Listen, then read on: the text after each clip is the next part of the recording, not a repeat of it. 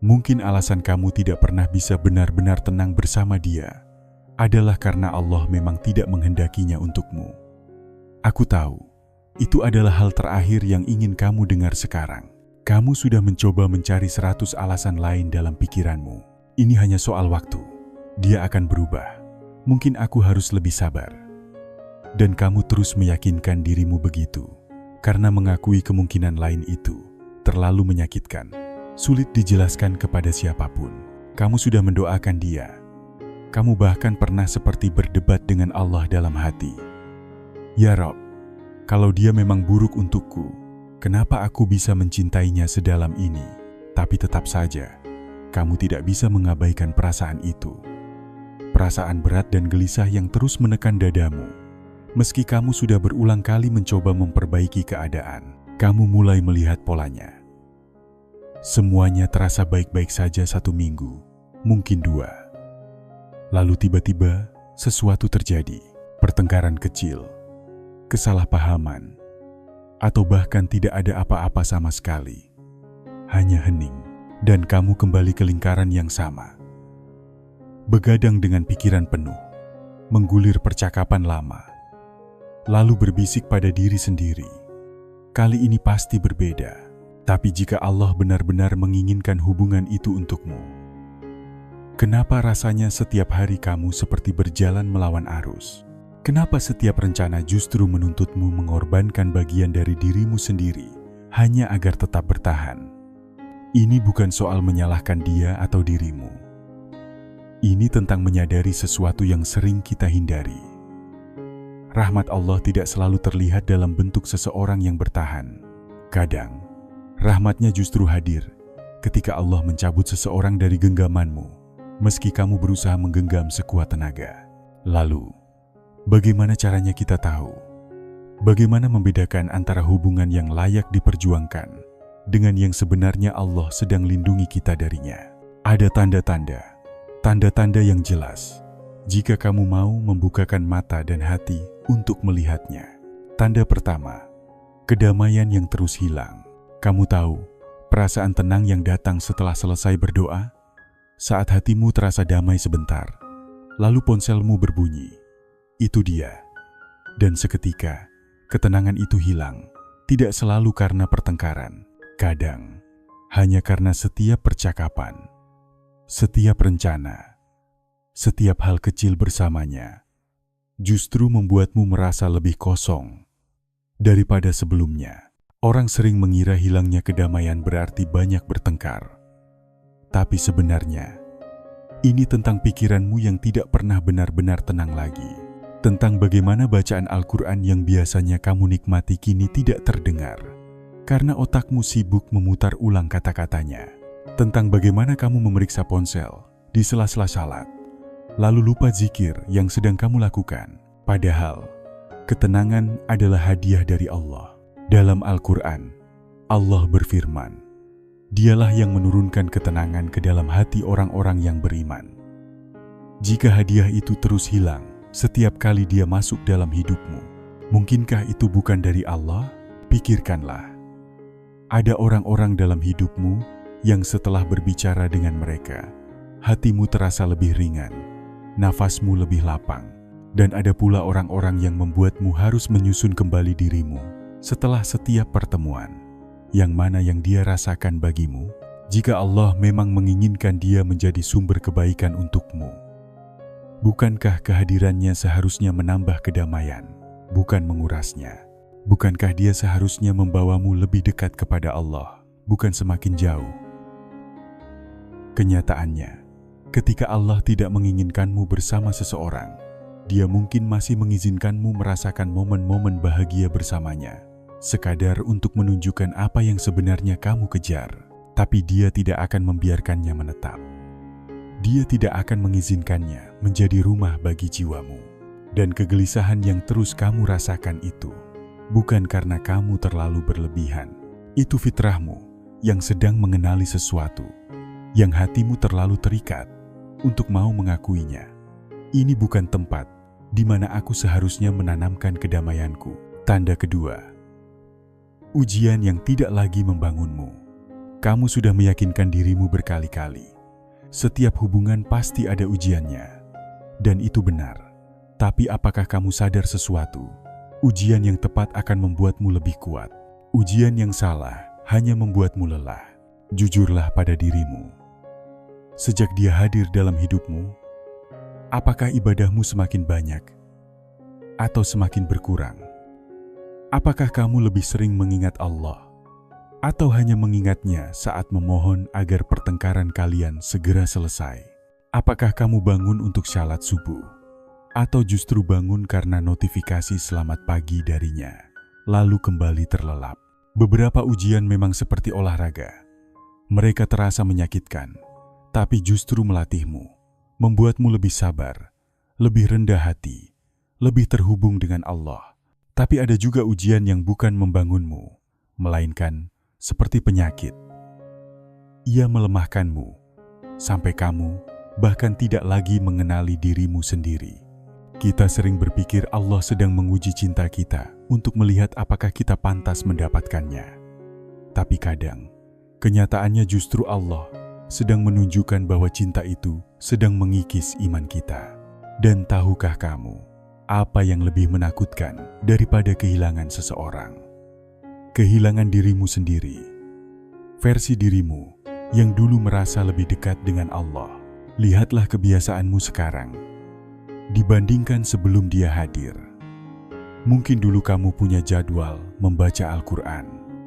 Kini jadwalmu penuh dengan panggilan telepon larut malam. Mungkin dulu kamu menjaga waktu sholat.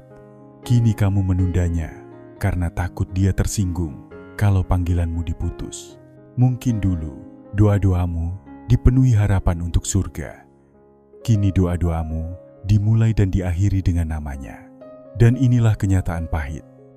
Allah tidak akan membiarkanmu terikat dalam hubungan yang membuatmu lupa kepadanya. Itu bukan ujian yang harus kamu menangkan. Itu adalah peringatan yang harus kamu dengarkan. Karena saat ujian tidak lagi membangunmu, itu bukan ujian lagi. Itu adalah tanda. Tanda ketiga. Pintu-pintu terus tertutup. Dan bukan kebetulan. Awalnya, kamu menyebutnya hanya soal waktu, nasib buruk, atau sekadar ketidakcocokan. Tapi lama-kelamaan, kamu mulai sadar. Setiap kali kamu mencoba melangkah maju bersamanya, selalu ada sesuatu yang menghalangi. Bukan sekali, bukan dua kali, tapi berkali-kali. Sampai terasa memalukan betapa kerasnya kamu berusaha menutup mata. Kamu merencanakan pembicaraan serius soal pernikahan. Tiba-tiba ibumu butuh bantuan darurat pada hari itu juga.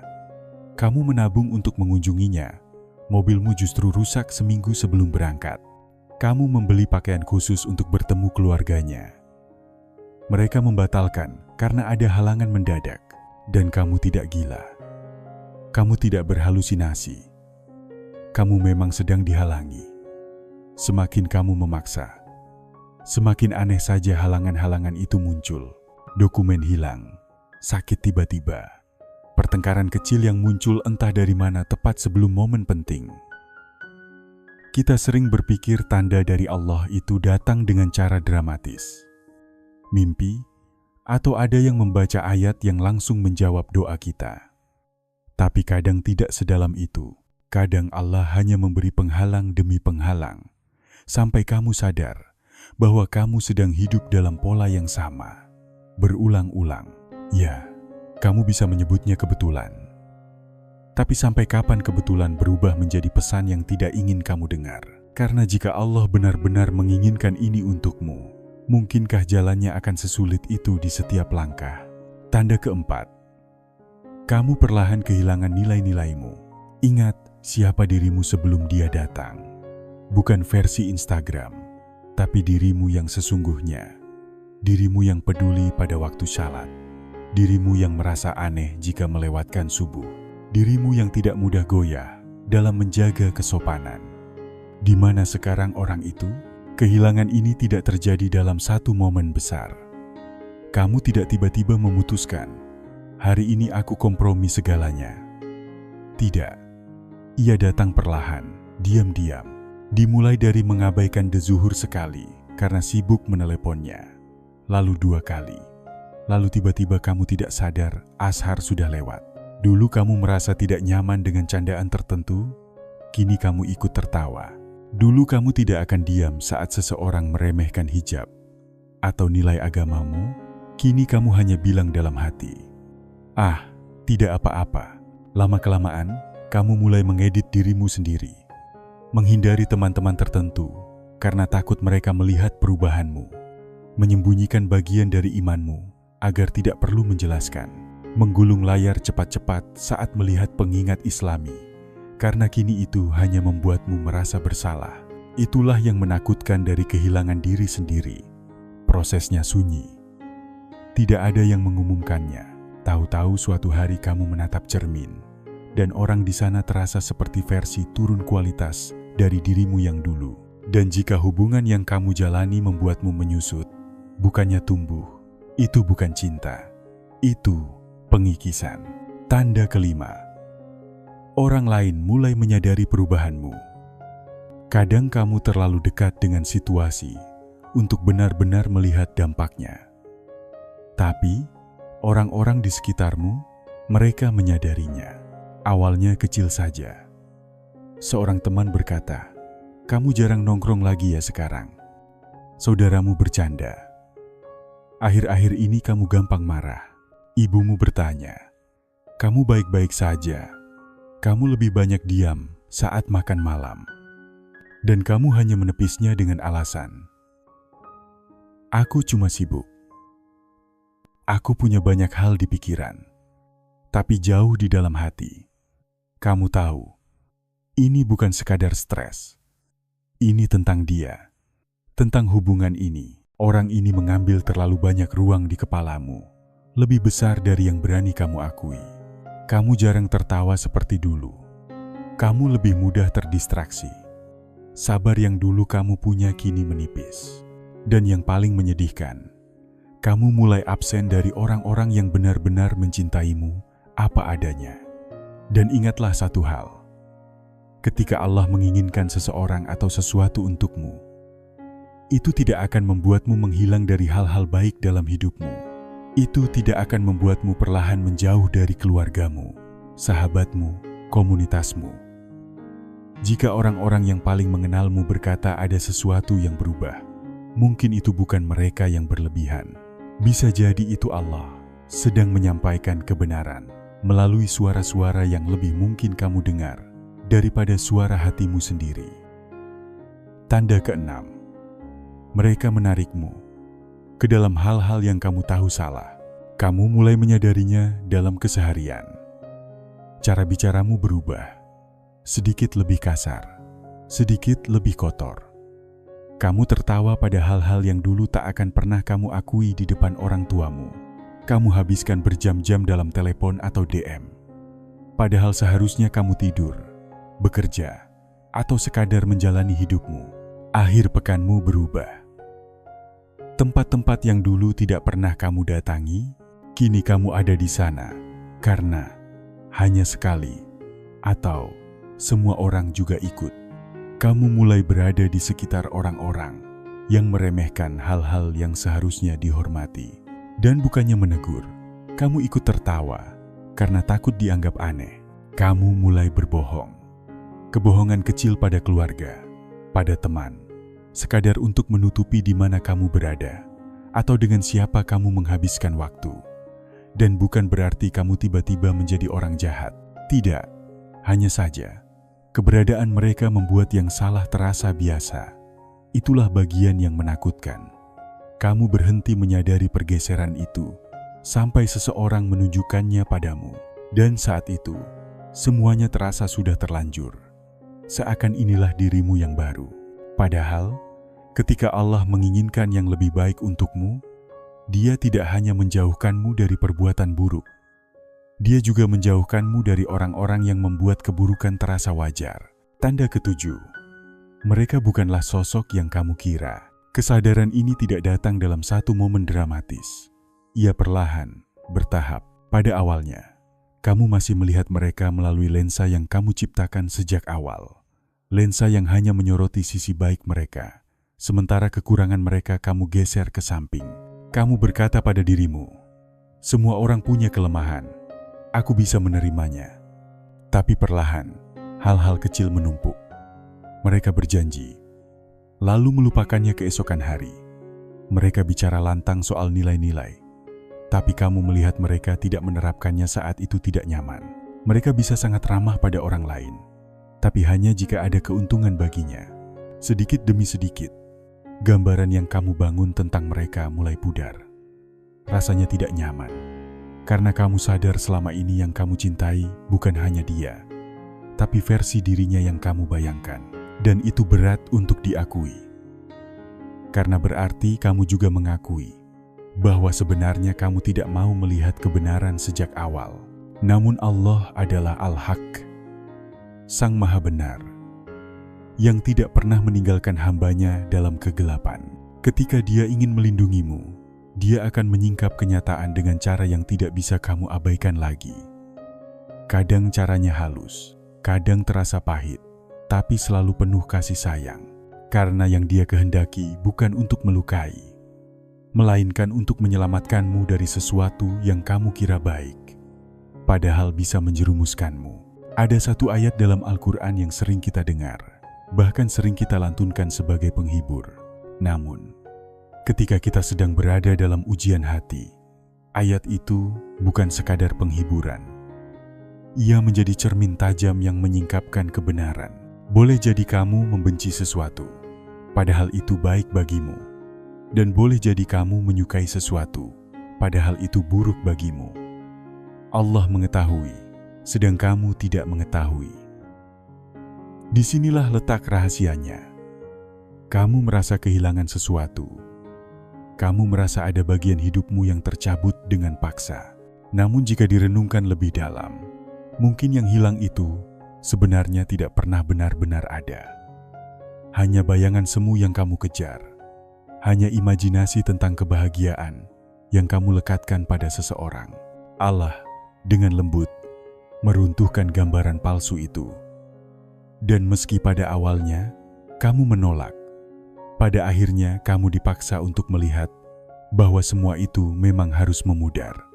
Saat bayangan itu hilang, kamu tidak bisa lagi berpura-pura.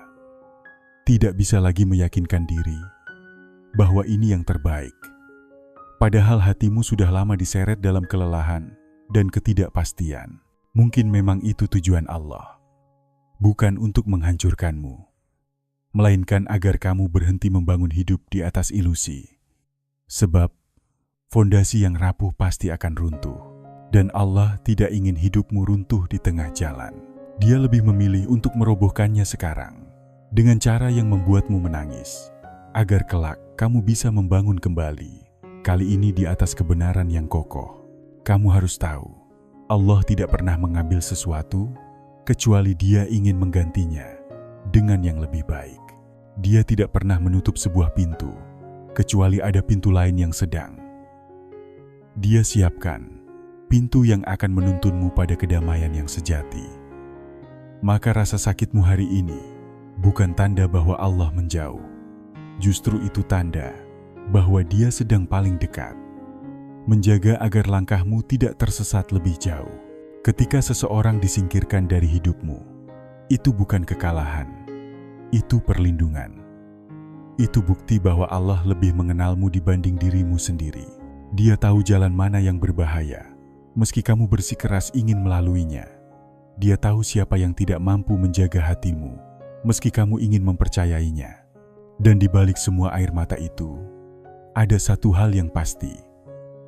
Allah sedang mengarahkanmu kembali kepada dirinya, kepada kebaikan, dan kepada takdir yang lebih indah daripada semua yang pernah kamu bayangkan. Kenyataannya, kamu mungkin tidak akan mengalami ketujuh tanda ini sekaligus. Kadang hanya satu, kadang dua, kadang pun hanya sebuah perasaan halus yang mampir dalam hatimu. Tapi percayalah, itu sudah cukup. Allah tidak perlu menumpuk semua tanda peringatan di jalanmu hanya untuk melindungimu. Satu tanda kecil saja, jika kamu peka, bisa menjadi pintu besar yang menyelamatkanmu dari jalan yang salah. Kadang, Dia berbisik, halus, nyaris tak terdengar, seperti desir angin yang hanya bisa dirasakan oleh hati yang tenang.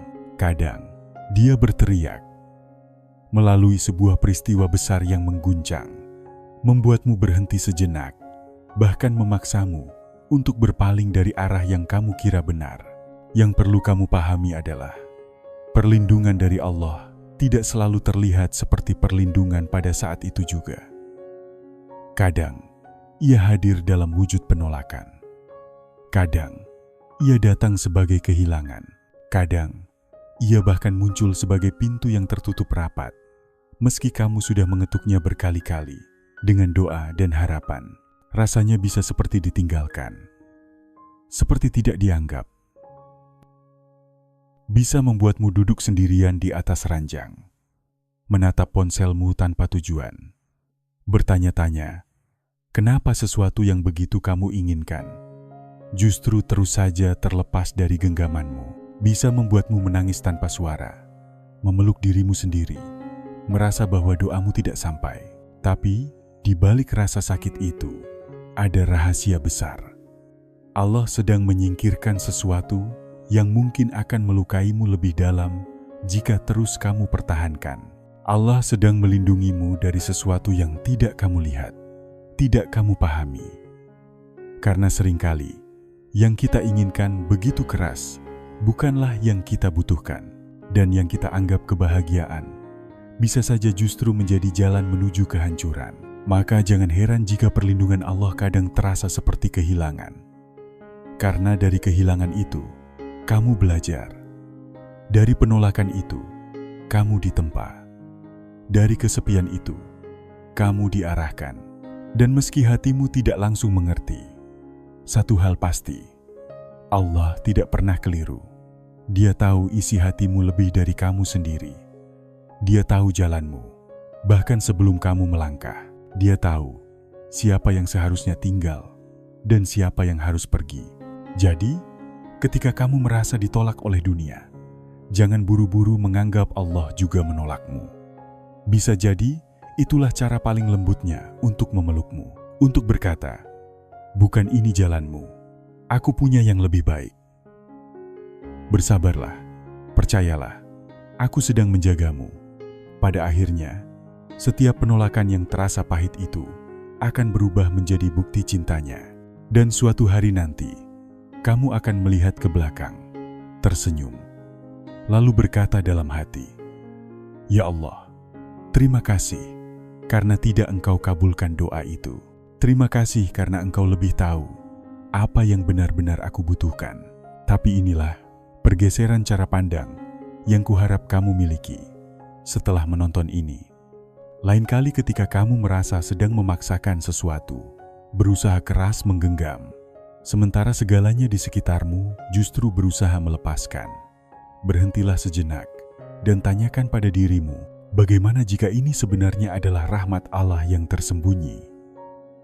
Karena ketika kamu mulai melihat tidak darinya sebagai bimbingan, bukan hukuman, kamu akan berhenti mengejar sesuatu yang memang bukan untukmu sejak awal. Kamu mulai melangkah menuju hal-hal yang tidak akan membuatmu harus mengecilkan diri, harus membengkok, atau harus kehilangan dirimu sendiri, hanya demi mempertahankannya.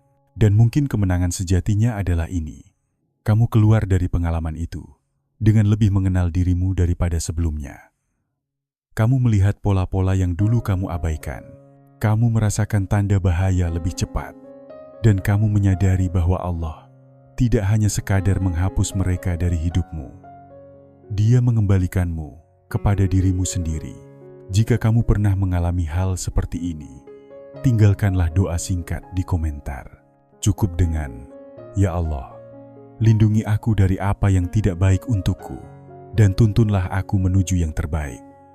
Kata-katamu bisa saja menjadi pengingat yang sangat dibutuhkan seseorang malam ini. Dan jika video ini memberimu cara pandang baru terhadap situasimu, tekan tombol like agar lebih banyak orang bisa menemukannya, dan subscribe agar kita bisa terus berbicara bersama tentang hal-hal seperti ini. Sampai jumpa.